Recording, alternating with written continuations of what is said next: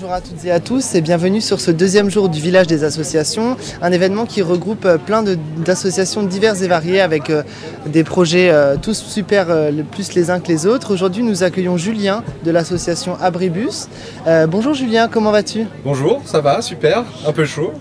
Je confirme, est-ce que tu peux nous parler de ton association Abribus? Oui, alors Abribus c'est une association qui existe maintenant depuis 28 ans. Okay. On est une association qui distribuons des repas de manière inconditionnelle à tous ceux qui en ont besoin. On fait surtout à la base de l'aide alimentaire d'urgence.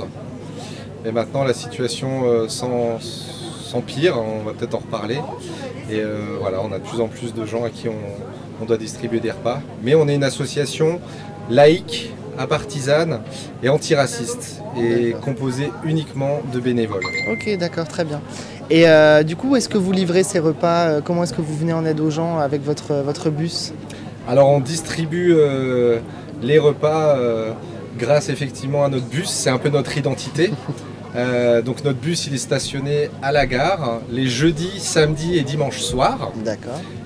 Pendant un peu plus d'une heure et puis après le bus déménage place de la Bourse. Alors avec les travaux on était plutôt sur la gare routière, donc voilà, mais c'est à côté. Maintenant une fois que les travaux sont terminés on espère pouvoir revenir sur la place de la Bourse. Ok, très voilà. bien. Et du coup par rapport aux personnes qui viennent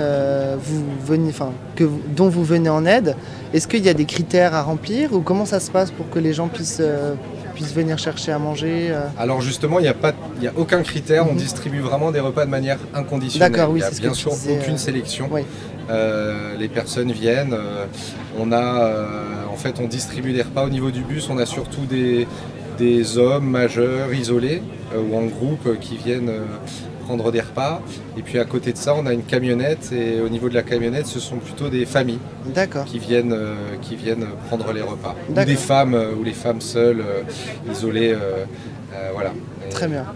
Et du coup, au niveau des repas, comment est-ce que vous arrivez à vous fournir? Comment est-ce que vous faites pour nourrir tous ces gens qui sont dans le besoin, malheureusement?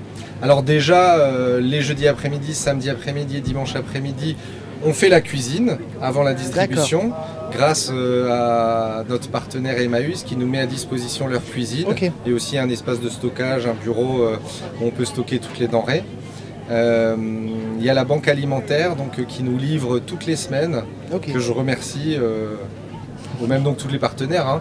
Donc on a une grosse livraison de la banque alimentaire et puis on a des dons de la compagnie fruitière, de la ferme de Hangar Fischer à Lingolsheim.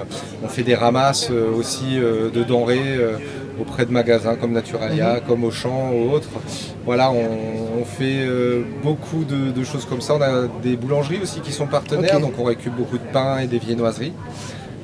Voilà, alors de temps en temps on achète certaines choses aussi, on est obligé, mais effectivement on récupère le gros, c'est la banque alimentaire et aussi le secours populaire aussi qui nous fournit notamment par exemple en viande ou autre, en lait, voilà.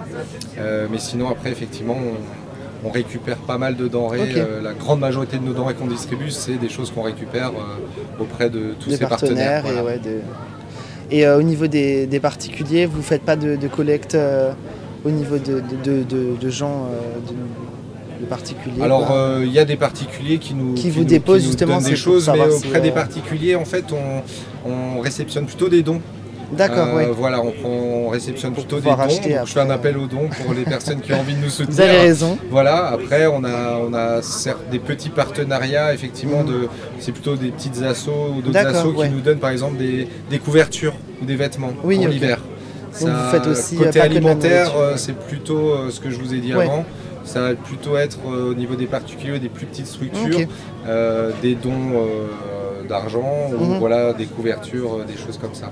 Ou des protections hygiéniques. On a des jeunes filles d'une asso qui viennent de passer à notre stand d'ailleurs et qui ont un stock considérable et auprès desquelles on va peut-être pouvoir récupérer justement des protections hygiéniques qu'on distribue donc aux femmes. Ok. Votre stand, du coup, vous le disiez, vous êtes aujourd'hui aussi sur le village des associations. Où est-ce qu'on peut vous retrouver, dans quel quartier? Ah bah alors nous on est à la gare, alors on peut nous retrouver à la gare les jeudis, samedis, dimanches soirs. et ensuite place de la Bourse. Très bien. Et puis sinon, la cuisine dans nos locaux d'Emmaüs, où on est hébergé à la Montagne Verte. Très bien. Mais surtout sur notre site internet. J'allais le dire, est-ce que vous avez des réseaux ou un site où on peut vous contacter? Pour nous contacter, c'est via notre site internet ou via notre mail contact@association-abribus.com. J'ai peur de dire une bêtise. Mais bon, ça se trouve assez facilement. On a un site internet, on a une page Facebook Association Abribus. D'accord. Donc comme ça, on peut nous contacter directement assez facilement. Et on a un Insta maintenant qui vient de se créer aussi, Asso Abribus. Très bien. On peut suivre tout ce qu'on fait. Et du coup, est-ce que vous avez un message à faire passer aux gens qui nous regardent, un appel à bénévoles peut-être? Est-ce que vous avez besoin de monde en ce moment ou Alors bien sûr, on a toujours besoin de monde. Besoin de monde. Alors deux choses, on reprend nos tournées à partir du 30 septembre et on est là jusque fin avril, début mai. D'accord.